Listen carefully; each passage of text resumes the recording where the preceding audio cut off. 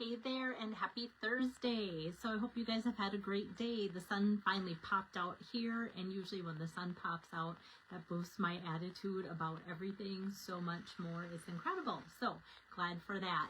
And I am here to showcase something opposite of sunshine. So I love working with that Lights of Aurora suite, and I had a quick, simple, easy card that I've done at different classes. It went over well, so it was a repeat. I like to always do different projects at different classes, but sometimes, like when people just love it, I just keep doing it. But yet I decided to change it up just a little bit. Hi there, Lori. So this is the opposite of sunshine. A lot of times Facebook will, pop up the memories, and lately it's been showing me memories of some pretty incredible northern lights that we've had in the past around this time of year. So it's been fun to see that and know how much I get excited about that kind of thing, obviously, if I post it on Facebook. All right. Hi there, Donna. So let me get started and show you where this is coming from and what I added to make it very different this time around. So the Lights of Aurora suite is in the mini catalog here. And it's on pages 36 and 37. So here's a close-up. And then I like to show you the difference of this is what people have seen me make online here before. And this is, it looks like it's farther away, doesn't it? Closer up. This is honestly when we have northern lights sometimes and I can see them well. This is what my yard looks like. We have a ton of trees around here. And even this little dip reminds me of like looking out, going down our driveway. And then this looks like just the type of trees, a little bit more up north or something like that too, but definitely farther away. So both of these dies come from the Light and Wonder bundle. And so that's there. But what I did is snuck in from a couple pages earlier in the catalog on page 33. You guys have been loving the Peace on Earth and the Peaceful Garden suite. They have some glimmer paper that coordinates with this whole suite collection, I guess. And so this is called, let me see here, Peaceful Garden Glimmer Paper. And it comes in, it just like not our usual Stampin' Up! Colors, blue, soft green, and dark gray. But actually here I have it. To me, I feel like it's more silver. And if I were to compare, I would say almost like that Secret Sea color.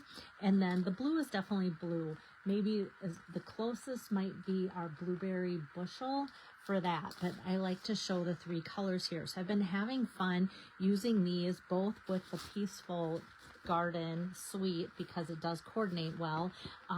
So I have been using it with that. But then to use it with this has been really fun to show you. So what I did is used these pieces here, and I'll show that in a little bit, from the Light and Wonder bundle, right? And these are the dies used for the card I'm going to make today versus these big ones from previous. So you can see quite a bit of size difference there too. All right, and then I'm going to set this aside, but before I do, my happy birthday comes from Simply Said, and the Simply Said is exactly that, just all those simple sayings that when people say, I just want a stamp set for occasions that I'm going to send cards the most often, most useful, Simply Said is where it's at. Hey there, Doug, good to see you on here. All right, so I'm going to make this, and then with the stamp set, there is, I'm going to use May Your Day Be Filled With, depending on how well you know the person, you could say love. Sometimes that might seem a little mushy or too overboard. May your day be filled with magic, wonder, light, or embrace the love or whatever. So, or even great thank you cards too. You could do that, or your strength inspires me. So it's a good bundle for that. All right, let me just kind of get these things off of my desk here. And let's see. I'm just going to show you kind of how I started to put things together. I think I'm actually going to start building the card first, and then I'll go into the part that might make your head spin a little bit, but hopefully you'll see it and you'll catch on. Okay, so as you've seen before, the Lights of Aurora 6x6 Designer Series paper. This is the paper, and I've shown it before, that has all those cool looking northern lights on there, and I don't have so many anymore because these are just some of them because I keep cutting them up for projects, obviously. But that's just a little refresher that it's 6x6. So what I've been doing to make the most of these is cutting my pieces, 6x6 pieces, down to 5.5 so that it's the same size as a card front, and then just cutting that then 5.5 by 6 in half to make it 3 inches. So there's that, and that comes together like so. So I'm just going to take this. Yeah, and there are some examples in the catalog too that are daytime. They're not northern lights, and that this is where the fun backgrounds of the sky look. I love how it does kind of look like sky, where everything kind of looks blue, but then the more you look at it, there's, you know, some white intermixed and everything too. Right, so I think I'm just gonna go like so. I always kind of go, is this upside down, the right way? Do I want it going this way or that way? Okay, so I'm just going to put this across the top front of the card, and it looks like I should maybe cut off a little bit extra. It's never seems to like work out perfectly. Every once in a while it does, and I celebrate that moment. But it's always easier to cut off a little bit than it is to have it not quite meet it. Then you can always center a little bit. All right, so I've got that, and because this is left over from a class that I did, I have this ready to go here, and actually I think I'm going to put some adhesive across the bottom there just so that it's ready to go down. Okay, so I'm just going to set that off to the side here, and then what I did with those pieces of that glimmer paper is I just cut 5.5-inch swaths or whatever, and then what I did is just kind of kept cutting off chunks.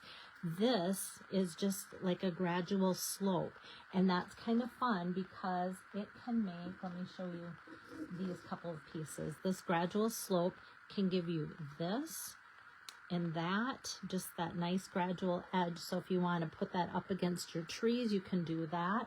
That is what that is for.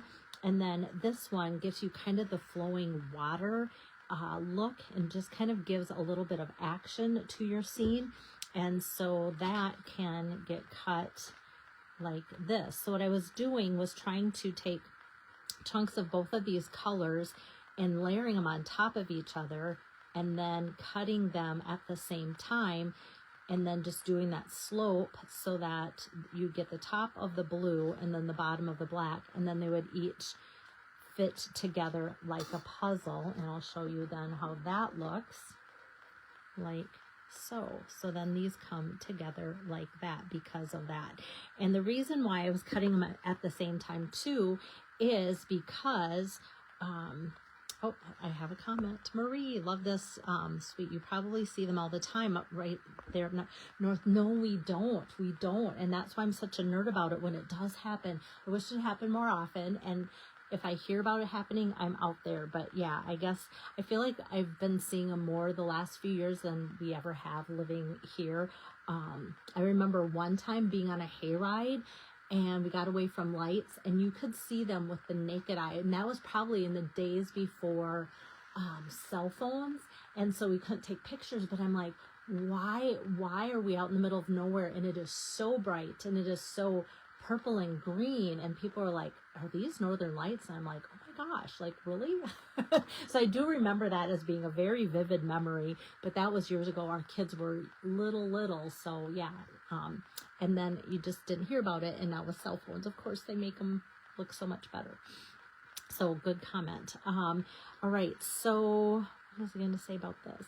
Oh, the reason why I wanted to put them through at the same time and layering them is because this isn't 5.5 inches, you can see it's probably closer to 6. If I were to run this color through and then the blue color through, the odds of these lining up to be exactly the same would be slim. Like, you can try, and even this one's going to be a little off, but it's going to be okay. I've tried to, like at class, I tried to put them, the two that went together on top of each other, but anytime I would walk away, then sometimes they just got messed up. And that's okay. I'm not blaming people at class at all. It's just human nature. You're going to go, oh, I want the one that has more blue or more black, not realizing I had a rhyme and reason to that. And if it was that big of a deal too, I would just hide them and then like kids have them ask for them, right? Okay, so the black, I know I want to be at the very, very bottom here. So I'm just going to put that across there. And then this is going to fit in there like the puzzle piece here, like that. Okay. And before I press that down, I kind of want this. Oh, I kind of just laid it there, but it got stickier than I wanted to. Okay, now I want this to go in there and just tuck underneath that blue. So now, that's what I like about this adhesive. There is some movement that can happen. Okay, so I've got this. I'm just going to cut off this little edge here, like so. But doesn't that kind of look like water then in there? That's just kind of such a fun look. And I loved what the glimmer paper did. And like this one maybe has a little bit bigger chunks there. And even here you can see it doesn't match exactly, but I feel like even that gives it some depth between like land and the water and such too. So that kind of turns out really fun that way. So depending on the size of chunks and everything, but like it's one of those things, I don't want my chunks to be too big, because then the trees, you're adding the trees, I want this paper to show, and that is why. And also why I went with these tree dies here versus like the big tree dies, because otherwise then that just scoots that up more. And I think it looks more realistic too to use the smaller trees and have that kind of landscape that way. And after that, like you might think, okay, that's a little tedious, but after that it comes together super fast. So then I'm just going to take some Misty Moonlight cardstock, just a little strip here about a 1/2 inch, and then with my Memento Black I'm just going to stamp out happy birthday like so. And then I'm actually going to do the inside right away since I have my ink pad out, and that's where I said maybe it's a little bit mushy, maybe not. May your day be filled with, and I'm going to put the love on there, right, like so, right. And then I have my ink pad, like I said, super juicy. So stamping that and then this, it'll give me time to cut this now without getting my fingers black or smearing any ink. And then I'm just going to cut up the center and then snip to each side here, like so. And then I'll attach that with some dimensionals and have my sheet here that has nice strips like so. That's all that's left on there, so I love having that handy. Some people throw away their scraps. To me, this is like golden, you guys. So I'm just going to have that there, and here's my card, and then the happy birthday in the actually I want it all the way to the edge, I think, in the Misty Moonlight color. There, we've got that, and then that kind of coordinates with the blue. Like I said, it's not quite the same color. This, like I said, might be closest to Blueberry Bushel, but I didn't want that bright of a blue up there. I wanted that to be subtle, like I said, with keeping the focus on the pretty, pretty paper, right? Okay, and then let us get some embellishments on here. And I love these frosted iridescent dots. I have 2 sheets laying out because sometimes by the time I add all of these things, I look and I'm like, okay, what color is going to look the best? So I think I'm going to take the blue here, and that's going to go kind of right on that blue, because if it's going to show what's behind it in natural light, you're going to have blue. And then I think I'm going to take a smaller pinkish purple one and just kind of put that in an area that kind of looks like that. And then I'll come back for a small blue one and just kind of tuck that over there like so too. So we have those that kind of make it look like embellishments, but also maybe like a little star sticking out there too. And then the inside is ready to go with just that basic filler white of 4 by 5 1/4 inches like this. So this makes such a great card for any occasion. Birthday is kind of what it looks like for today. Also just great for guy cards too, if you're looking for something like that too. Thank you, Marie. I just love how this adds so much. And if you didn't want to go with the whole intricacy of trying to make these come together and fitting it like a puzzle, you could just even use one color and just have it feed up like a river, or you know, or a lake or something, or even just take and swoop your landscape with that gentle flow dye there too, and just do one color, and then it would still look fantastic, I think. So I'm always about like, all right, how would I redo this, or or make it so other people that might think doing the extra work is not appealing. I get that. I'm sometimes that way with coloring, and so I'm always like, how can I maybe make this different? Or if I've cut a lot of these up already for classes, and sometimes if I have extras and I need to cut more, sometimes I might simplify the card if I'm using it for myself a little bit more simple than a class, just because sometimes I'm tired of all the cutting or all the steps. But a lot of times I keep it exactly the same because I love how it turned out. So and love how you did the puzzle. Oh, thank you. So, okay, so you would think, Marie, that it's worth that to do the puzzle. I love that too. And behind me, if you can see, I caught it in my eye too. I've started to color my little toucan on my Costa Rica poster. So thank you so much for those that are allowing that to happen for me.